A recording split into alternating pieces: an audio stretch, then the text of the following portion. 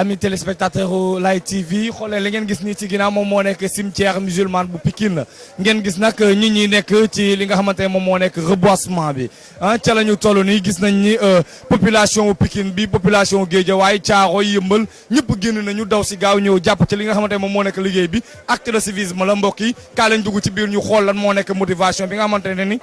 moom moo tax gars yi daw si ñëw jàpp ci liggéey bi waaye tamit ñu xoolaale liggéey bi ci biir naka la demee acca kaa leen dugg ci biir ñu xool. sant yàlla bu wér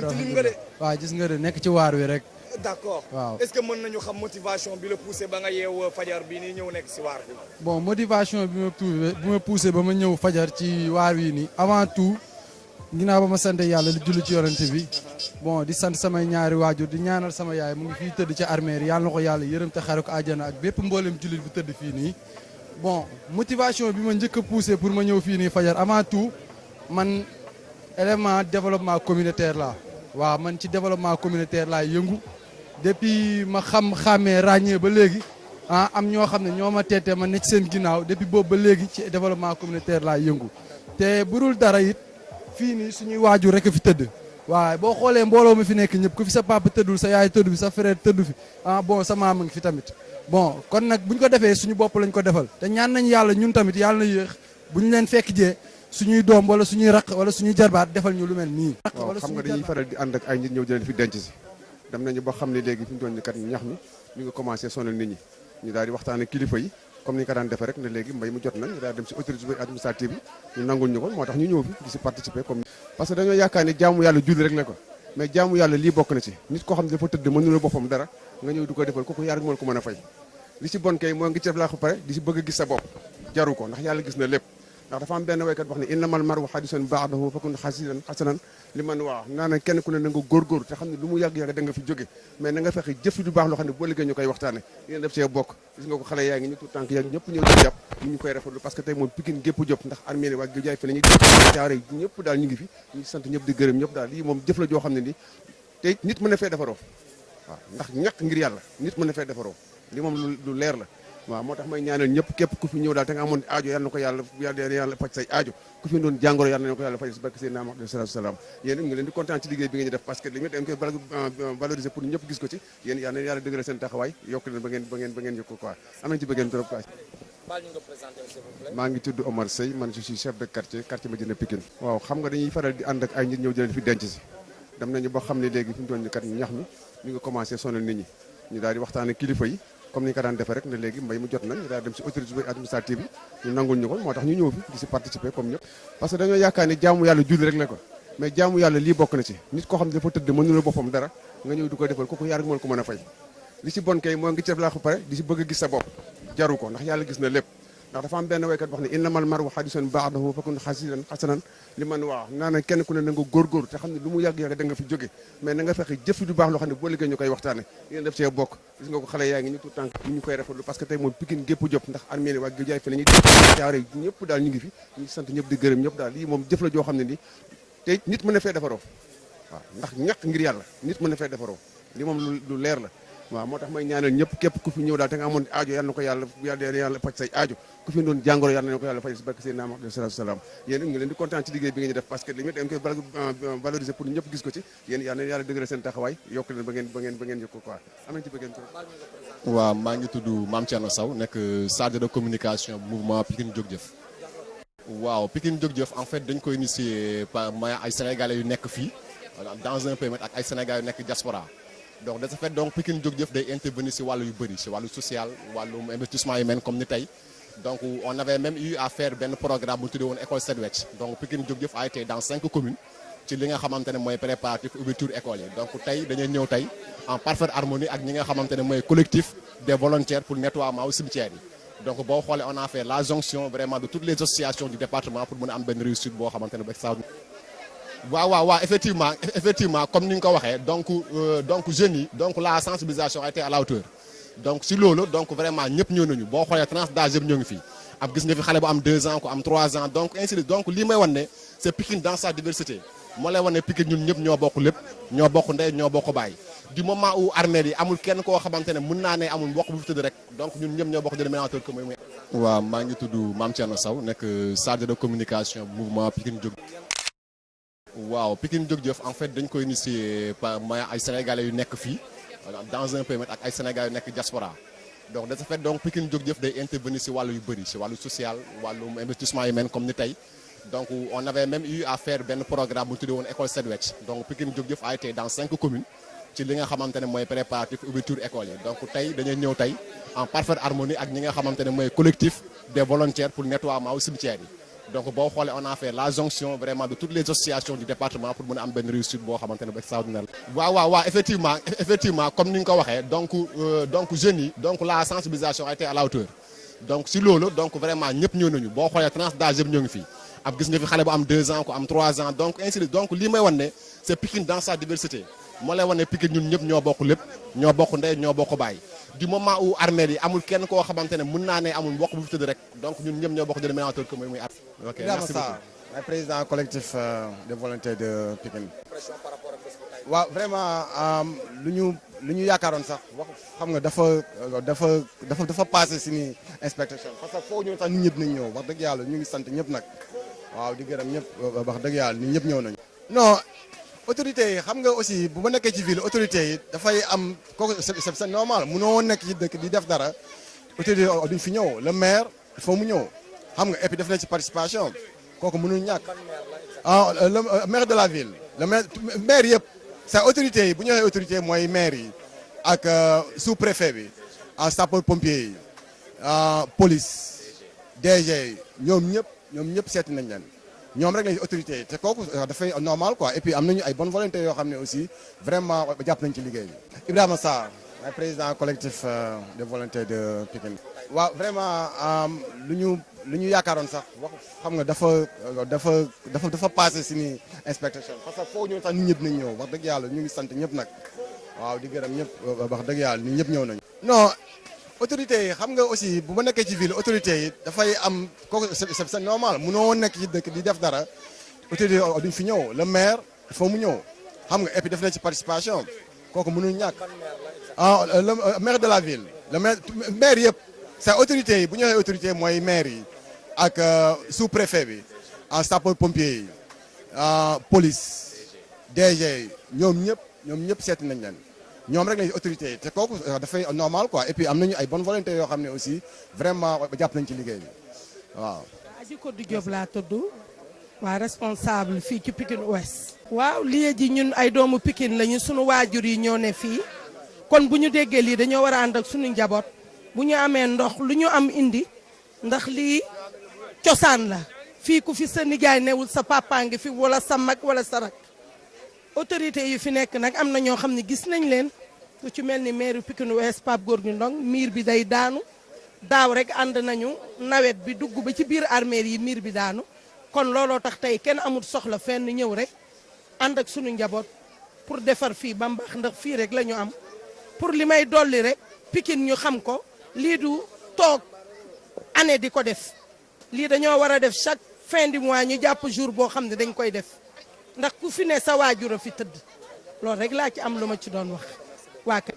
waa Aji Kodou Diop laa tudd waa responsable fii ci Pikine Ouest waaw lii ji ñun ay doomu Pikine lañu sunu waajur yi ñoo ne fii kon bu ñu déggee lii dañoo war a ànd ak sunu njaboot bu ñu amee ndox lu ñu am indi ndax lii cosaan la fii ku fi sa nijaay newul sa papa ngi fi wala sa mag wala sa rak autorité yi fi nekk nag am na ñoo xam ne gis nañ leen ku ci mel ni maire Pikine Ouest Pape Gorgui Ndong miir bi day daanu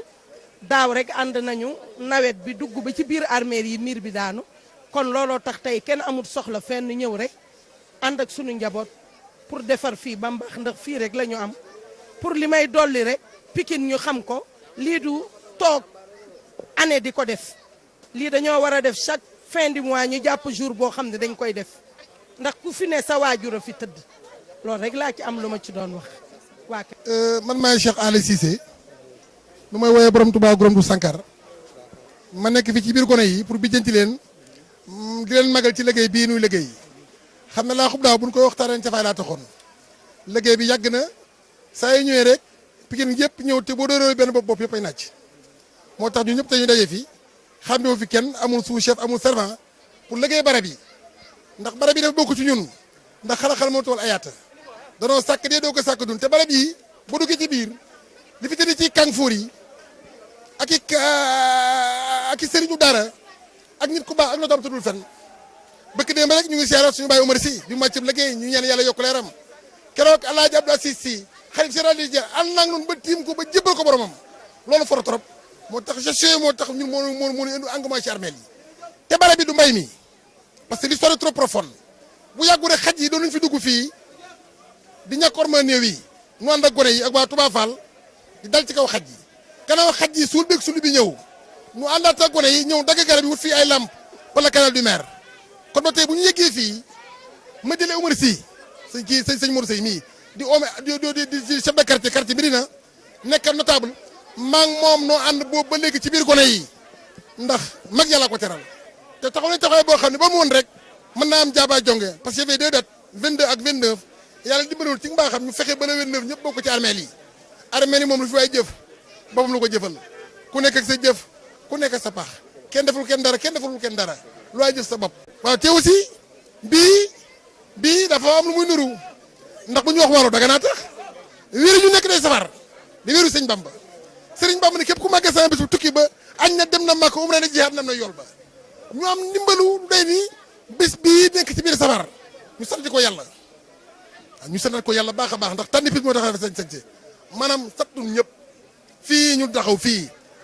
amul jëwrin amul président amul servant ñun ñëpp ñoo bokk yam ci atte ndax ñun ak suñuy sët yi ak suñuy doom yi ak suñuy jarbaat yi dëkkandoo yi kenn desul maa ngi préfet waat jox na jàmm gën waay te Pikine gii sëñ Fallu wax ne nañ ko foog ndax suuf bi nga daa jébbalu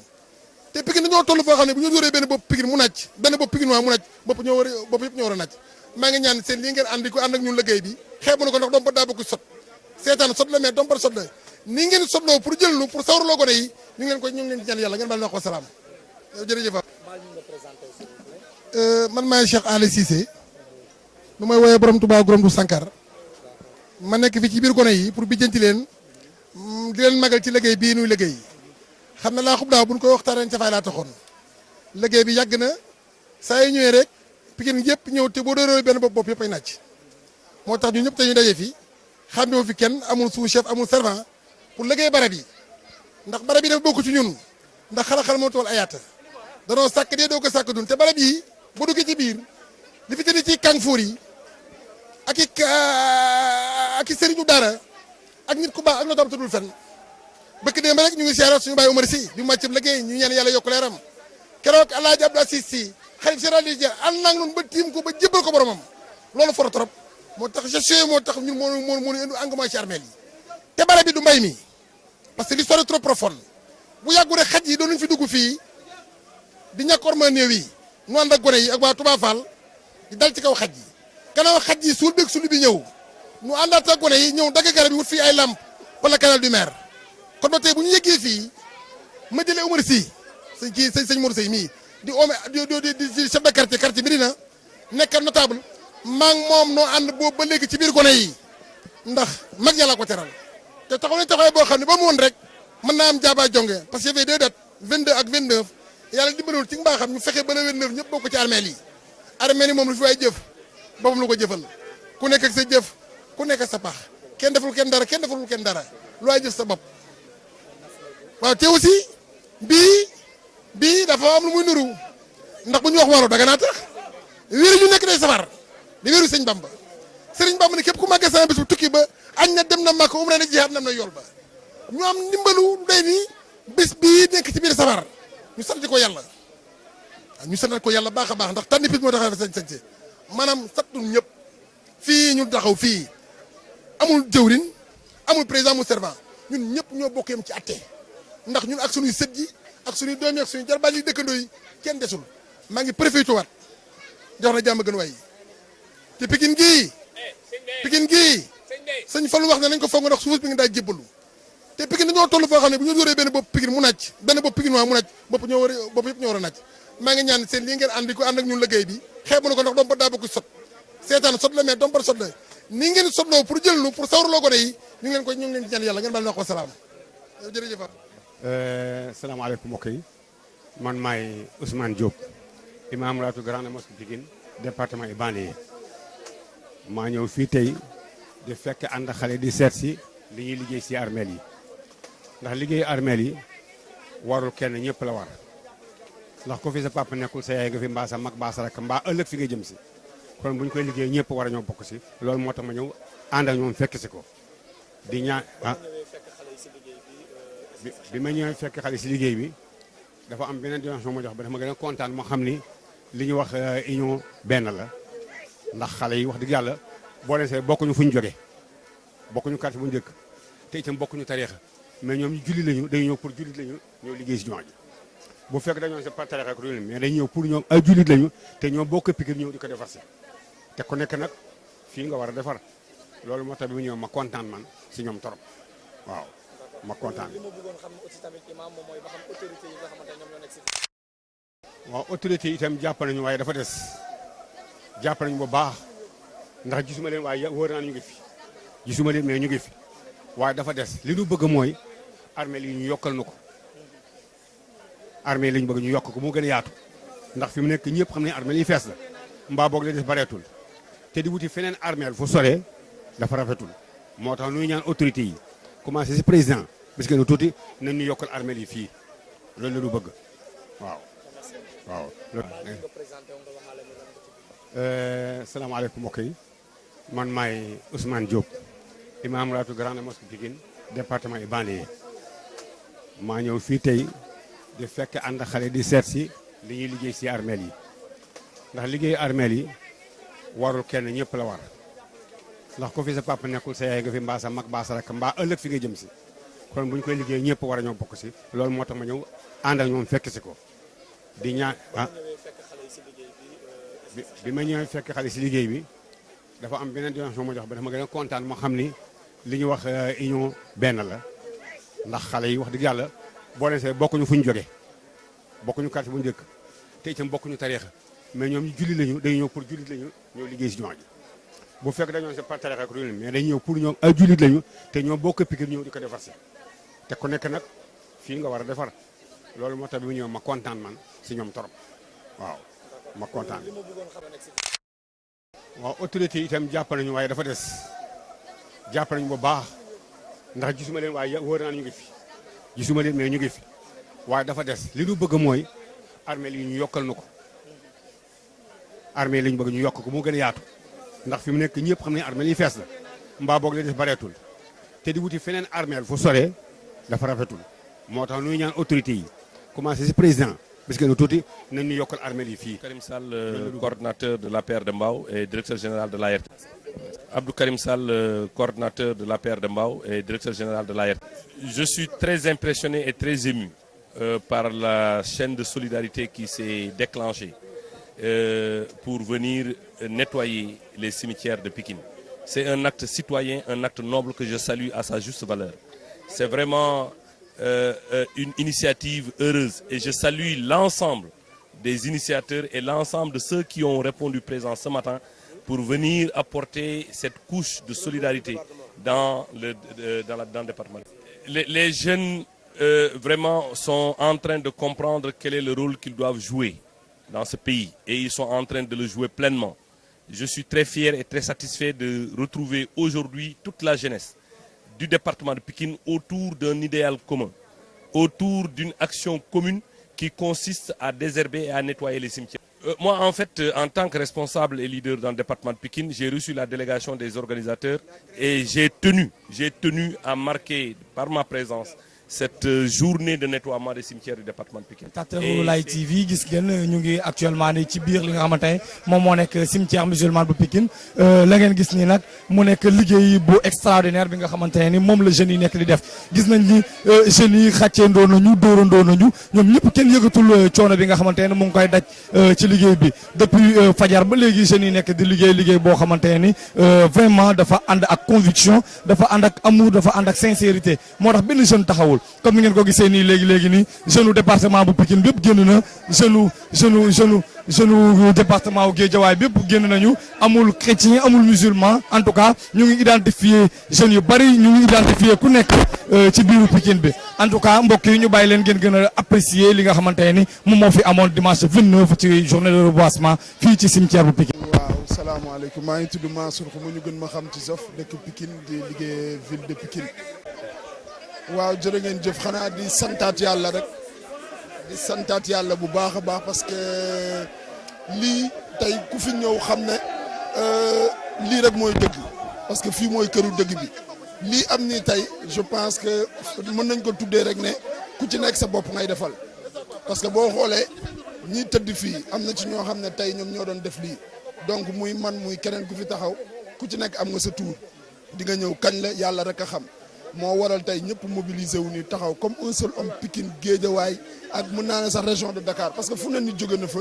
ngir bay armeer yi te def te yàlla tax rek moo am solo parce que loo def te defoo te yàlla tax perte nga vraiment di ko rafetlu di gërëm nag département de Pikine yëpp ak Guédiawaye ci liggéey bu rafet bi nga xam ne def nañ ko ak képp koo xam ne jàpp nga ci parce que tey kuy autorité jàpp nga ci matériel logistique gis nga ndox bi xéwal yi nit ñi macha allah te ñiy bay lii dañ fiy toog yendu fi añee fi am na ñoo xam ne dañ ci dugal tamit seen ñax di leen ñaanal yàlla lépp lu ci waaye def yàlla na ko yàlla fay ci barke Seydina Mohamed sallallahu alayhi wa sallam. waaw man la Moustapha Niang dëkk Pikine donc comme ni ko ñëpp di waxee rek fii moom amul benn statut bu fi am doole bu dul dëkk Pikine donc moo ñu fi indi yàgg nañ ko def ànd ak sunu mag ñu baax ñii ñoom Lamine Thiam Dogo ànd ak ku mel ni sunu Pa Sakho ànd ak ku mel ni Cheikh Mansour ñooñu daal ak ku mel ni nag Amadou Diop surtout ndax ñun man du ma nëbb man lu ma dugg ci Pikine loo xam ne lu nekk dëgg la bu ma paree damay dem ci sunuy kilifa ñi dëkk Pikine ñooñu buñ ñu joxee feu vert ñun ñeme nañu luñ ñu sant Pikine ñu def am na ay mag yu baax yu nekk Pikine nit ñi sax xamuñu leen te ay kilifa lañ lépp lu ñuy sumb dinañ dem ba ci ñoom buñ ñu joxee ndigal bu doon àdduna bi nañ ñu maasale bu soobee dinañ ko ndax xam nañ ne potentiel bi am na Pikine kilifa yi matte nañ ko solo saa ngi fi dayoo baa ngi fi mais dafa fekk ne lépp lu ñuy dugg rek ku ci mel ni pasaaxu mi bu dee ci armée li duñ ci yëkkati dara te amuñu ci kilifa buñ ci duggee ba pare ku mel ni ñoom Lamine Thiam Dogo ñii lañ koy yëgal fu ku ci war a jot ci ku mel ni Ahmed Aïdara ku mel ni Sala Biige buñ ci jotee ñoom ku ci war a jot di nga ci jot te ku ci war a indi di nga ci indi ndax ñoom xam nañu Pikine xam nañ ñi nga xam ne yàlla def na dañuy def te yàlla tax donc loolu rek moo ñu fi indi tey ku gis lii xam ne ñun dañ cee tuuti dañ koo yëngal rek mais Pikine yëpp a ko moom moo tax dañuy sant yàlla bu baax mais di remercier nag surtout Koli ak Ibrahima Sarr États-Unis la ne moo coordonné affaire bi sunu ital leen ko ñoo ngi seen ginnaaw donc ñun ci ginnaaw rek lañ nekkoon mais yëf yi ñoom Zof la ak ñoom Ibrahima Sarr Ibrahima Kaay ñii ñoo ko doxal donc dañ leen di sant di leen remercier au nom de tous les Pikinois waaw dañ leen di remercier au nom de tous les Pikinois di wax ne lu mel nii munuñu ko comme am na ku ko wax léegi munuñu leen bañ a waa Pikine xam leen kii mooy yaba ñii daal ñoo ko doxal ñun dañ koo coordonné rek nekk seen ginnaaw mais ñii ñoo ko doxal ñu leen di ñaanal yàlla guddal